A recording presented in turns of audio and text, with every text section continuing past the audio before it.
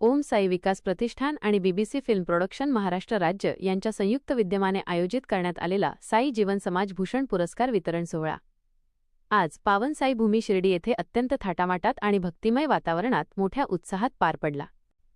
आज दिनांक जानेवारी 10 रोजी झालेल्या या भव्य सोहळ्यात महाराष्ट्रातील विविध क्षेत्रांतील मान्यवरांची उपस्थिती लाभली होती। साईंच्या कृपाशीर्वादाने आणि उपस्थितांच्या टाळ्यांच्या गजरात हा कार्यक्रम अविस्मरणीय ठरला। या सोहळ्यात विशेष आकर्षण ठरले ते बारूळ नगरीचे भूमिपुत्र, संपादक तथा पत्रकार, असल महाराष्ट्र न्यूजचे संपादक तसेच युगांतर वृत्तपत्राचे पत्रकार सूर्यकांत वाघमारे यांचा झालेला सन्मान।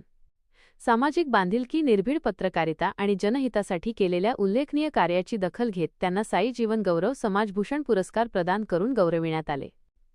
सूर्यकांत वाघमारे यांच्या पत्रकारितेतील योगदानामुळे समाजातील अनेक प्रश्नांना वाचा फुटली असून त्यांच्या कार्याने अनेकांना प्रेरणा दिली आहे।